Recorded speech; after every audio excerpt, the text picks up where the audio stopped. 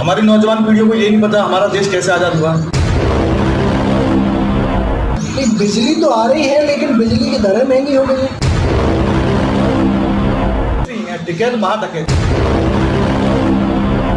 सरकार जब अलीगढ़ को स्मार्ट सिटी के रूप में ला रही है तो ये सारी समस्याओं का समाधान धीरे धीरे होगी। कांग्रेस सरकार का खाता खोल के देख लीजिए, वो कहां से और कहां से कहां पहुंच गया। वीडियोस देखने के लिए सब्सक्राइब करें HBN न्यूज, बेल आइकन दबाकर लेटेस्ट नोटिफिकेशन पाएं। नमस्कार, HBN न्यूज में आपका बहुत बहुत स्वागत है। आज हम आए हैं मुकेश लोधी जी के पास, जिनसे हम बात करेंगे। इससे पहले मैं बताना चाहूँगा, मुकेश लोधी जी भाजपा युवा मोर्चा के अलीगढ़ जिले के अध्यक्ष हैं, जिनसे हम आज कुछ खास मुद्दों पर बात करेंगे। सब पहले तो मैं आपका बहुत बहुत स्वागत करूँगा HBN न्यूज में। धन्यवाद। मेरा पहला सवाल है मुकेश लोधी जी के साथ में। तो मुकेश लोधी जी, ये बताएं हमारे चैनल के माध्यम से दर्शकों को कि आपका बीजेपी के साथ जो जुड़ाव हुआ वो कब हुआ और किस तरीके से आप बीजेपी पार्टी के साथ जुड़े? मेरा जुड़ाव तो वैसे बाल्यकाल से है। मैं राष्ट्रीय स्वयंसेवक संघ का बाल्यकाल से कार्यकर्ता रहा हूँ, स्वयंसेवक रहा हूँ। और बीजेपी की जो विचारधारा है वो देश के प्रति की विचारधारा, देश को ऊंचाइयों तक ले जाने की विचारधारा और सबका साथ सबका विकास लेकर चलने की जो इसकी विचारधारा, ये बीजेपी की जो विचारधारा है वो अन्य पार्टियों से सबसे अलग है। हमेशा देश के हित में या देश के हित के लिए, जो देश को फिर से विश्व गुरु बनाने के लिए या देश को फिर से मजबूत करने के लिए जो भी हो सकता है, बीजेपी उसके लिए हमेशा तत्पर तैयार रहती है। चाहे हमारे इस वक्त देश के माननीय प्रधानमंत्री नरेंद्र मोदी जी देख लीजिए, या इससे पहले हमारे अटल बिहारी जी जो प्रधानमंत्री रहे थे उनको देख लीजिए, जिन्होंने भी ये कार्यकाल किया है, हमेशा देश के मान सम्मान के लिए इन्होंने जो भी कदम हो सकता है वो उठाने का काम किया। अच्छा मोदी जी, ये बताइए ज़रा हमारे दर्शकों को हमारे चैनल के माध्यम से कि आपको राजनीति में आने की प्रेरणा मिली कहाँ से? मैंने जब बचपन में देखा कि जिस प्रकार से हमारे देश को, जब हमारा देश गुलाम था, इसको आज़ादी के लिए जिन मेरे भाइयों ने कुर्बानी दी, बलिदान दिया, शहादत दी, उनकी शहादत को जो उस वक्त प्रेजेंट में सरकार थी उन्होंने उनको डिनाई कर दिया। हमारी नौजवान पीढ़ियों को ये नहीं पता हमारा देश कैसे आज़ाद हुआ। हमारे देश में आज़ादी में जिन लोगों ने भागीदारी निभाई थी उनकी भागीदारी छुपाकर इस इतिहास के पन्नों में उनको गुमराह करके सिर्फ कुछ और जैसे विपक्षी कांग्रेस है अपने आप को महत्वपूर्ण भूमिका भी निभाती थी, जिन्होंने एक भी बलिदान नहीं दिया इस देश के लिए। उन चाचा नेहरू का गुणगान कराया गया बच्चों को। हमारे देश के क्रांतिकारी जैसे भगत सिंह रहे, सुखदेव रहे, राजगुरु रहे, मंगल पांडे रहे, इन जैसे लोगों को, महान लोगों का किसी भी युवा को परिचय नहीं होता। इससे हमारे देश की आने वाली पीढ़ी गुमराह हो रही है। इन सबको देखते हुए हमारे देश में आए दिन घोटाले होते हुए, जब हमारा देश सोने की चिड़िया था, आज़ादी के बाद भी हमारे देश की इकोनॉमी काफ़ी अच्छी थी, लेकिन उसके बाद जब देश आज़ाद हो गया, सरकार बन गई, लेकिन सरकार हमारी दिन पे दिन तरक्की ना करने की बजाय पीछे जा रही थी। युवाओं को रोजगार नहीं मिल रहा था, कोई नई दिशा नहीं थी। चीन देश पर कब्जा कर रहा था, पाकिस्तान अपना आतंकवाद दिन पे दिन बढ़ रहा था, सैनिकों का मनोबल टूट रहा था। तो इन सबको देखते हुए मेरे सीने में बहुत बड़ी पीड़ा हुई कि अगर मैं कोई भी काम करना है तो संसद के अंदर जाना होगा। जब तक हमारे पास संसद में जाने की, अपनी बात रखने की ताकत नहीं होगी, तब तक इस सिस्टम को ठीक करने के लिए मैं सिस्टम को बताऊँ। इसलिए मैं चाहता हूँ राजनीति करके जिन लोगों ने हमारे देश की जो सपना देखा था, स्वराज का जो भारत का सपना देखा था, उसको पूर्ण करने के लिए ऐसी भावना के साथ मैं राजनीति करता हूँ। जी मुकेश जी, जब आप राजनीति में जुड़े, आपको भाजपा युवा मोर्चा का अध्यक्ष बनाया गया, तो उसके बाद आप सुर्खियों में जब आए, जब आपने एक बयान दिया था, बयान में ये बयान जो है आपका 10 फरवरी 2020 का है, जब आपने ANU परिषद जो है वहाँ पर एक मंदिर निर्माण की मांग रखी थी और आपने पत्र भी लिखा था कि या तो ANU जो प्रशासन है, ANU जो विभाग है, या तो ये आपको पत्र की मांग को सुने, नहीं तो यदि ये मांग को नहीं सुनते हैं तो हम 15 दिन के बाद यहाँ पर एक मंदिर का निर्माण करेंगे जो कि ANU परिषद में जाके करेंगे।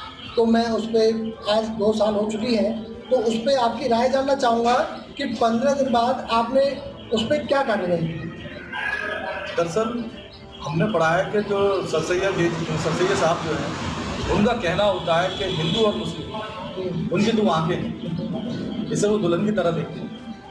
तो जब हिंदू और मुस्लिम दो आंखें हैं उनकी, ये जब सर सैयद साहब की ये ऐसी भावनाएं रहती हैं, ऐसी भावनाओं के साथ जब एएमयू के अंदर एक मस्जिद हो सकती है तो दूसरी आंख जो हिंदू की मंदिर माना जाता है वो क्यों नहीं हो सकता? नहीं, मेरा कहने का मतलब है कि आपने एक पत्र लिखा था और पत्र में आपके द्वारा कहा गया था कि 15 दिन में यदि ये लोग नहीं सुनते हैं तो हम स्वयं ही अपने कार्यकर्ताओं के साथ जाएंगे और यहाँ मंदिर का निर्माण करेंगे। तो उस मामले में आपने आगे क्या कार्रवाई की? मैं यही बात कहना चाहता हूँ आपसे। इसमें हमारी कार्रवाई चल रही है।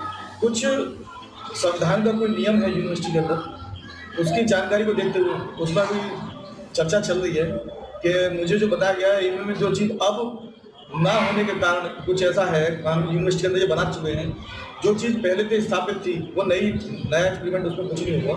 तो उसको लेकर अभी जानकारी कराई जा रही है कि ऐसा है कि मंदिर अब यूनिवर्सिटी के अंदर नहीं बन सकता या बन सकता है, नहीं बन सकता, ऐसा कोई कानून प्रावधान हो गया। क्योंकि भारतीय जनता पार्टी का जो कार्यकर्ता है, जो भारतीय युवा मोर्चा का जो कार्यकर्ता है, वो संविधान के दायरे में रहकर कानून के अपने हाथ में न लेकर बिल्कुल जो तरीका हो सकता है उस तरीके से हम काम करेंगे। क्योंकि इस देश में, भारत देश में ऐसा कहीं नहीं होगा, ऐसा स्थान नहीं होगा अगर ऐसी कोई बात है जहाँ मस्जिद जमा मंदिर ना, क्योंकि जब हम सबको साथ लेके चल सकते हैं तो मंदिर मस्जिद भी साथ लेके चलना पड़ेगा। चाहे एएमयू ये बात आज नहीं मानी तो कल मानेगी, लेकिन इस बात को ये नहीं 15 दिन हो सकता है, कुछ और दिन लगे, लेकिन ऐसा अवश्य होगा। अच्छा, एक मामला और सामने आया।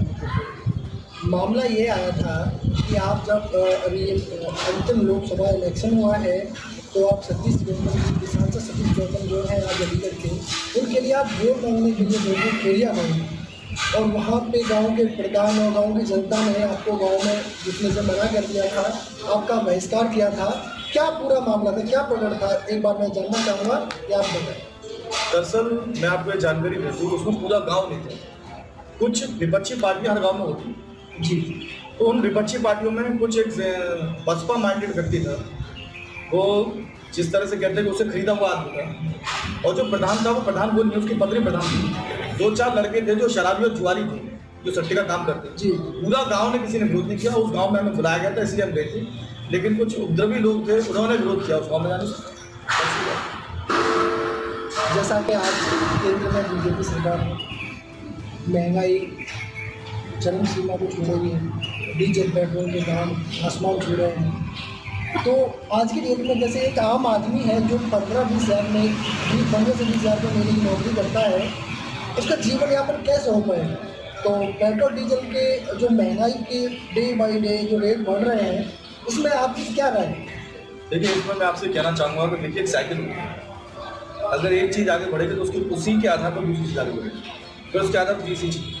पेट्रोल बढ़ेगा तो फिर खेती में जो खर्चा होगा वो भी थोड़ा बढ़ेगा, जब वो बढ़ेगा तो किसान भी उस चीज़ को उतना महंगा बेचेगा, जब उतना महंगा बेचेगा तो खरीदने वाले को उतना ही लेगा। तो ये एक इकोनॉमी, देश की इकोनॉमी बढ़ाने की देश की इकोनॉमी है, इस तरीके से बढ़नी कम नहीं होनी। हमारा देश आज पूरे विश्व में दूसरे नंबर पर आता है आबादी, जितनी आबादी आज हमारे एक अलीगढ़ क्षेत्र में उतने के उनके कई देश बसे। तो देश की ये जो जिस हिसाब से पेट्रोल के दाम जो बढ़े हुए हैं, इस मामले में ज़्यादा संक्षिप्त में जाकर मैं इतना कह सकता हूँ कि ये कुछ जो महंगाई बढ़ रही है उसकी अपनी सरकार आने से पहले मोदी जी कहते थे डीजल पेट्रोल के दाम बढ़ रहे हैं, मैं सरकार में आता हूँ तो आपको डीजल पेट्रोल के दामों को मैं घटा के दूँगा। तो लेकिन जनता ने तो चुना है मोदी जी को, वो इसीलिए चुना कि पेट्रोल डीजल की जो दाम है उन पर चाम लगाया जा सके। कहने का मतलब है कि उनको न बढ़ाया जा सके, कम किया जा सके। लेकिन कांग्रेस के समय से भी ज़्यादा डीजल पेट्रोल के दाम की जो कीमतें हैं वो आसमान छू रही हैं। तो बीजेपी इसके लिए क्या कदम उठाएगी आने वाले समय? हमारी जो सरकार है वो कभी नहीं चाहती कि हम लोग जनता की जो उनका नुकसान हो ऐसा कोई काम किया जाए। बहुत ही मजबूरी मान सकते हैं इस बात को, या जो चीज़ बढ़ रही है वो इकोनॉमी का एक स्तर है, इकोनॉमी की एक कंडीशन है जिसके आधार पर ये चीज़ें बढ़ रही थी। कोई चीज़ पहले जब आज से 20 साल 30 साल पहले ज़मीन की कीमत या पेट्रोल की कीमत उतनी थी, आज महंगाई कैसे बढ़ती है? ज़मीन की कीमत जो पहले थी, आज जो फ्लैटों की कीमत जो थी, आप सब्जी भी लेनी हो उस जमाने में 50 पैसे वहाँ जाते हैं, आज क्या 50 पैसे में ज़्यादा पॉसिबल नहीं है। मेरा कहने का पहले तनख्वाह भी लोगों की 100, 200, 300 रुपये आया करती थी, आज कोई तनख्वाह 20-25 हज़ार रुपये होता है। मोदी जी, मेरा कहने का मतलब है एक आम किसान जो कि ट्यूबवेल से पानी देता है, उसके खेत में एक इंजन लगा हुआ होता है और इंजन में आज की डेट में 85 रुपये लीटर का डीजल जब डालेगा और मात्र आधे घंटे में वो ख़त्म हो जाएगा, तो और उसको कृषि का खेती का जो दाम मिलेगा वो आज के टाइम में मिलेगा, वो आने वाले समय में क्या होगा वो तो आपको पता ही है। इसी वजह से किसान भी आंदोलन कर रहे हैं, किसान की आंदोलन का भी समस्या का कोई निवारण नहीं है। लेकिन डीजल पेट्रोल की समस्या का निदान करने के लिए सरकार क्या कदम उठा रही है? मैं आपको ये बता दूं, जो किसानों को डीजल की समस्या रहती थी वो उस सरकार में रहती थी जहाँ बिजली नहीं आती। आज हमारी सरकार में देखिए, देश का कोई भी ऐसा कौन उठा लीजिए, 24 घंटे में से कम तो 20 घंटे बिजली आई है, 18-20 घंटे बिजली आ रही है। पहले आपको 24 घंटे में से 2-4 घंटे बिजली मिल जाती थी, गाँव में कई हफ्ते बिजली नहीं आती थी। बिजली तो आ रही है लेकिन बिजली की दरें महंगी हो गई है।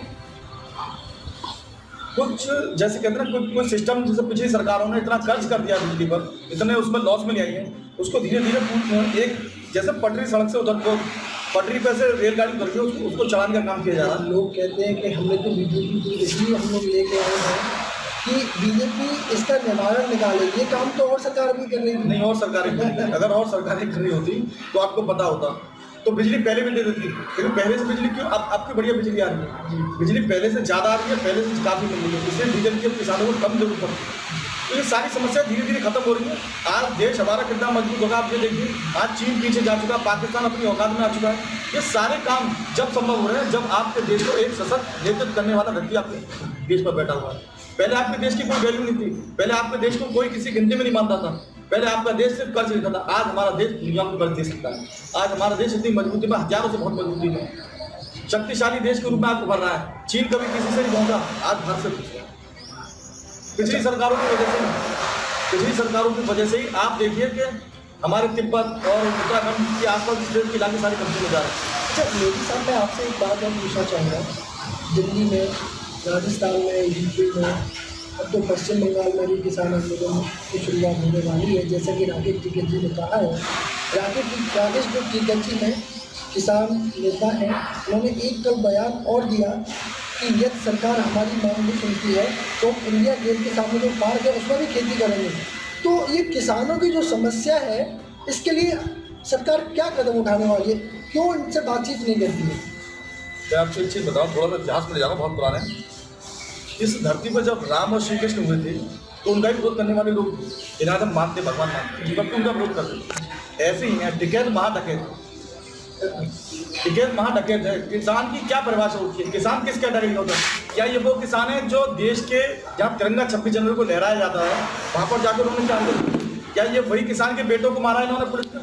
हमारी आर्मी में, पुलिस में जितने सब किसान के बेटे उनको मारा है किसान? नहीं, ये आप किसान की परिभाषा बता रहे हैं। क्या इन किसानों का इतिहास उठाकर देखिए, वो हजार बीघा के किसान सिर्फ दलाल हैं, जितने दलाल जिन्होंने किसानों को लूट कर जो दलाल बने और किसान का उला छोड़े बैठे। इनका मोदी साहब ये कहते हैं, ठीक है साहब, ये कहते हैं कि जो 26 जनवरी को वो कांड हुआ दिल्ली लाल किले पर, उसमें जो दीप सिंधु पकड़े गए, उसकी जो सोशल मीडिया पर फोटो देखी गई है अमित शाह जी के साथ में, मोदी जी के साथ में, सनी देओल जी के साथ में, तो वो तो कहते हैं कि ये तो बीजेपी के हैं, इनका तो किसान आंदोलन से कोई मतलब ही नहीं, इन्होंने ये किया है, इनकी कार्रवाई होनी चाहिए। देखिए, फोटो जब कोई बड़ा नेता चाहता तो फोटो उसके साथ कोई भी फोटो खिंचाना आज की तारीख में बहुत बड़ी चीज़ है।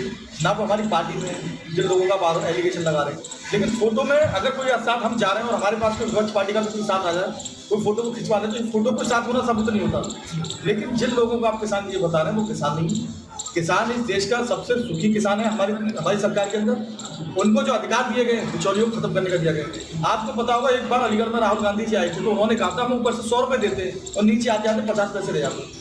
आज हमारी सरकार में किसानों को किसान सम्मान निधि दी जाती है, किसान का बीमा कराया जाता हो, सब कुछ किसानों को अगर ऊपर से 2000 रुपये दिए जाते तो नीचे किसान को 2000 रुपये ही प्राप्त होते।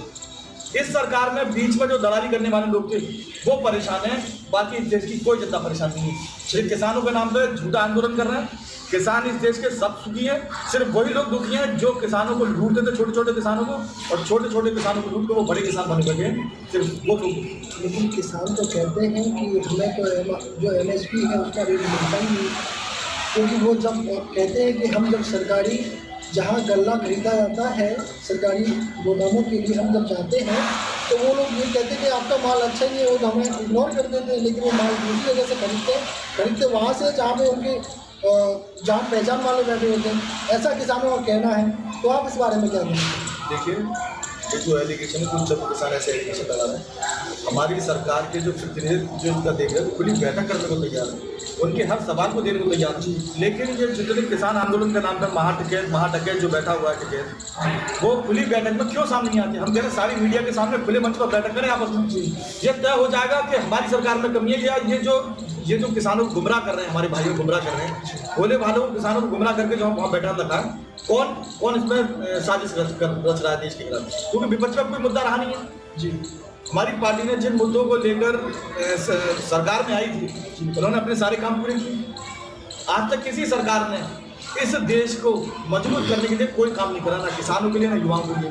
370 हटा दी जी, 35 से हटा दी, 3 तलाक जैसे महिलाओं के लिए एक शक्ति का कानून लाके दे दिया, 3 तलाक पर होता था। और देश के लिए क्या चाहिए? हर घर इज्जत घर बनवा दिए। मुकेश मोदी जी ने यहाँ पे एक बात करना चाहूँगा। कल परसों 7 दिन पहले की बात है, जो निसार अली है, जो पूल के मामले में उन्होंने दिल्ली पुलिस ने गिरफ्तार किया था, उनके कुछ समय पहले आतंकवादी गतिविधियों में शामिल होने जैसे आरोप लगाए जा रहे थे। लेकिन उन्हें कल जो जमानत मिली है सुप्रीम कोर्ट ने तो ये बोल दिया कि आर्टिकल 19 के अंदर सबको स्वतंत्रता का अधिकार है, आपने उन्हें कैसे गिरफ्तार कर लिया? तो इस मामले में आपकी क्या है? तो सुप्रीम कोर्ट अपने न्याय के हिसाब से क्या बयान दिया है, क्या नहीं, मैं इस मामले में नहीं जा सकता। तो मैं ये कहूँगा दिल्ली पुलिस ने क्यों गिरफ्तार किया?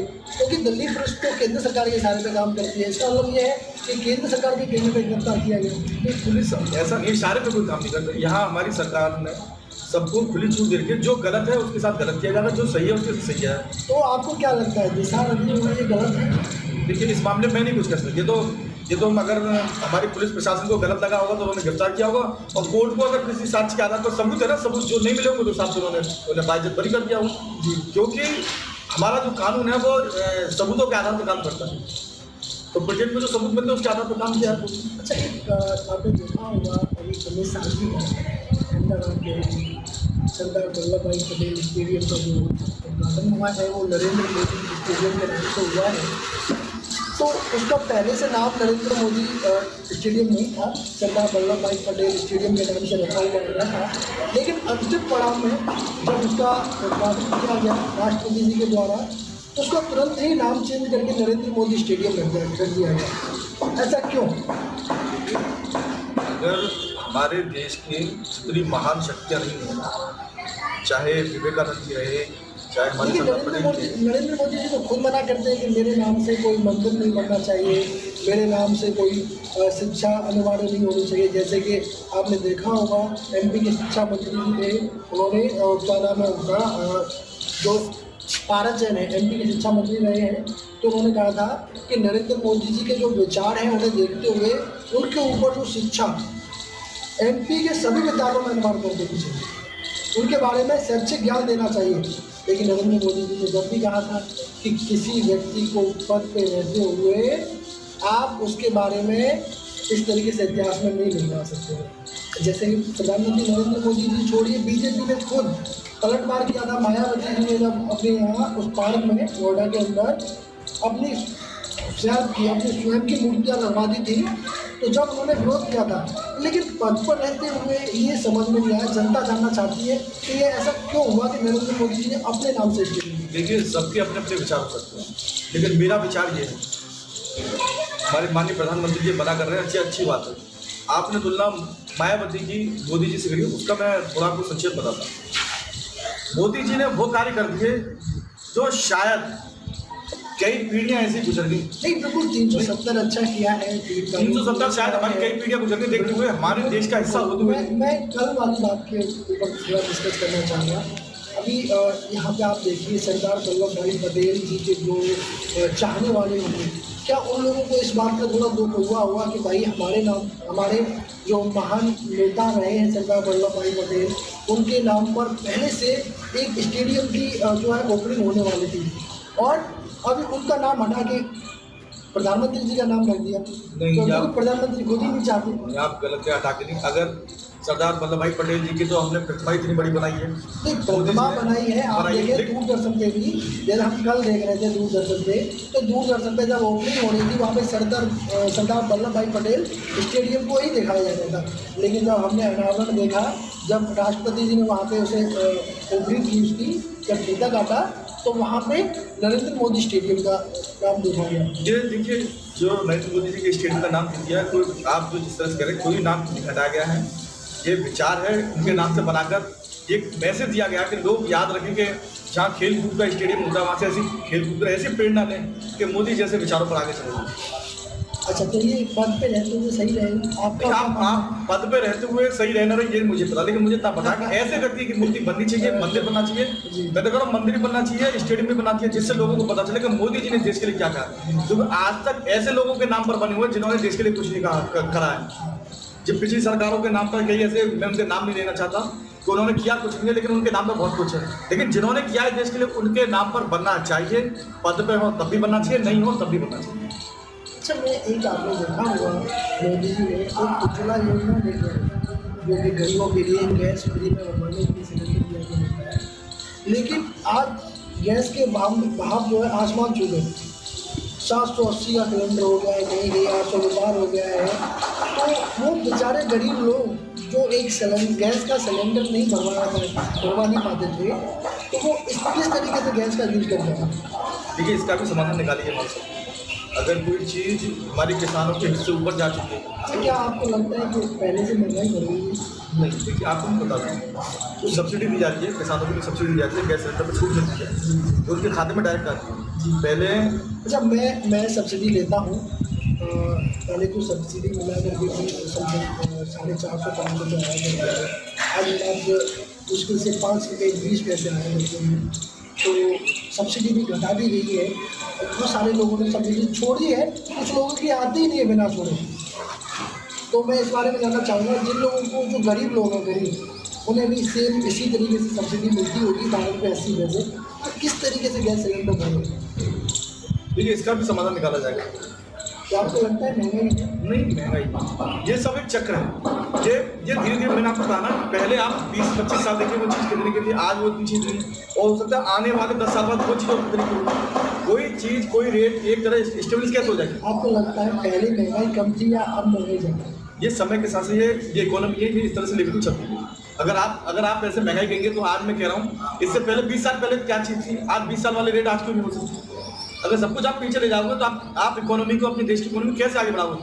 ये एक चक्र है। अगर आपकी एक चीज़ आगे बढ़ेगी तो उसके आधार पर दूसरी चीज़ आगे बढ़ेगी। अच्छा, मुकेश लोधी जी से मेरा एक अंतिम सवाल और होगा। आप अलीगढ़ में भाजपा युवा अध्यक्ष हैं और आपने देखा होगा, आप बस स्टैंड के आसपास से निकल कर आते होंगे तो वहाँ गांधी जो चौराहा बना हुआ है, तो वहाँ पर ऑटो स्टैंडों की बहुत ही ज़्यादा थोड़ी दिक्कत है। जो ऑटो है, ऑटो जाम लगा दिया करते हैं वहाँ पे, तो वहाँ पे लोगों को जो ट्रैफिक का सामना करना पड़ता है, तो क्या सरकार उनके लिए ऑटो स्टैंड वहाँ बना के देगी कोई? देखिए, अगर स्थान होगा वहाँ पर ऑटो स्टैंड के लिए बनाने के लिए, तो इसका भी समाधान किया जाएगा। क्योंकि अलीगढ़ की अगर आपने बात की है, तो अलीगढ़ के जो माननीय सांसद हैं हमारे सतीश गौतम जी, यातायात को लेकर, और जो यातायात को लेकर जो जाम लगता है, उसके समाधान के लिए प्रत्येक कोई ना कोई अलीगढ़ स्मार्ट सिटी के देखा में आ चुका है। तो स्मार्ट सिटी होने के नाते यहाँ पर जैसे बस स्टैंड को बाहर ले जाया गया है। अब स्थिति जिस हिसाब से आप बता रहे हैं, रिक्शा स्टैंड के लिए वहाँ जाम लगता है, उसका भी समाधान किया जाएगा। तो सरकार जब अलीगढ़ को स्मार्ट सिटी के रूप में ला रही है, तो ये सारी समस्याओं को समाधान धीरे धीरे होंगे। क्योंकि पिछली सरकारों ने सारी अर्थव्यवस्था ढंग कर चुकी, भंगे टूटे, उनको सिस्टम से करने से, सब कुछ साफ सफाई करने में टाइम लगता है। अच्छा, यहाँ पे बीजेपी सरकार काफ़ी समय से है, और यहाँ पर जब अलीगढ़ में बारिश पड़ती है तो पानी का भर, जो जल का भराव है, वो काफ़ी ऊपर तक आ जाता है। दुकानों में पानी भर जाया करते हैं, जैसे कि एक नाम का रोड है, रेलवे रोड है। तो इसके लिए क्या आप समस्या का समाधान करेंगे? देखिए, हमारा शहर पुराना बसा हुआ है अलीगढ़ जी, और पुराना शहर बसने के कारण पानी की निकासी की जैसे हमारी 65 साल से हमारी जो और सरकारें राज करी थी, जी, उन्होंने कोई ऐसी व्यवस्था नहीं की। लेकिन हमारी सरकार, आप ये मान के चलिए, हमारी सरकार को 6 साल हुए अभी के राज्य में, आप सरकार हमारी आई है। अब 6 साल में कोई पानी की निकासी के लिए कोई व्यवस्था की गई है? पानी की निकासी के साथ साथ मैं कह रहा हूँ पूरे देश की निकासी के लिए, पूरे देश को मजबूत करने के लिए सब तरीके से सारी व्यवस्थाएं आज हम चल रही हैं। जहाँ जहाँ समस्या धीरे धीरे आ रही है, उनको समस्या को समाधान किया जा रहा है। उनके नालों की साफ सफाई करना, एक सीवर लाइन बनाना चाहिए। आप देखिए आए दिन तरक्की हो रही है, नाले खुद रहे हैं, नाले बन रहे हैं। मतलब मैनेजमेंट को जितना अच्छी तरीके से स्मार्ट सिटी को जो बनाया इस पर सब सारे काम हो रहे हैं। लेकिन आप भी जानते हैं कोई जादू की छड़ी नहीं है एकदम घुमाया और बन गई। ये फिल्म नहीं है जैसे फिल्म में दिखाते हैं छड़ी घुमा दिया और सारा काम हो गया, उसमें थोड़ा सा वक्त लगता है हर चीज़ को कहते हैं बजट को पास करना, लाना करना। तो आप स्मार्ट सिटी भी चाह रहे हैं और सारे समाधान चाह रहे हैं, तो इस सरकार को थोड़ा समय दीजिए। धीरे धीरे निश्चित ही आप सीधी बात समझिए, जिसका जो व्यक्ति, जो देश का व्यक्ति है, हमारे देश का नेतृत्व करने वाले, प्रदेश का नेतृत्व करने वाले, इनका ये कोई ऐसे नहीं है कि अपनी बहन के लिए, दामाद के लिए कुछ कर रहे हैं। ये जो भी कुछ करेंगे देश के लिए करेंगे, एक सीधे मानसिकता रखेंगे। कांग्रेस सरकार का खाता खोल के देख लीजिए, वो कहाँ थे और कहाँ से कहाँ पहुँच गया। उनकी लड़की, उनके दामाद, उनके रिश्तेदार सब कहाँ से कहाँ पहुँचे। और चाहे प्रदेश में सरकार जिनकी रही हो, चाहे सपा की रही हो, चाहे बसपा की रही हो, चाहे लोकदल की रही हो, आज उनके पास अरबों खरबों की संपत्ति है। लेकिन आज भारतीय जनता पार्टी ने जिसको नेतृत्व बैठा रहा है, हमारे प्रदेश के मुख्यमंत्री माननीय योगी आदित्यनाथ जी हों, या हमारे देश के प्रधानमंत्री माननीय नरेंद्र मोदी जी हों, किसके लिए नेतृत्व चाहिए? ये अगर जो भी कुछ कर रहे हैं इस देश के लिए कर रहे हैं। इनकी सीधी सी धारणा, अगर ये कहीं भी अगर महंगाई बढ़ रही है तो महंगाई बढ़ाकर लूट के अपने घर नहीं जा रही। जो भी कुछ है इस देश को मजबूत करने में लगा रहे हैं। अच्छा, तो आज हमारे साथ थे मुकेश मोदी जी, भाजपा युवा अध्यक्ष। आज हम अपने शब्दों को इसी के साथ विराम करेंगे और आगे HBN न्यूज़ देखने के लिए आप हमारे साथ बने रहिए। नमस्कार। न्यूज देखने के लिए सब्सक्राइब करें HBN न्यूज, बेल आइकन दबाकर लेटेस्ट नोटिफिकेशन पाएं।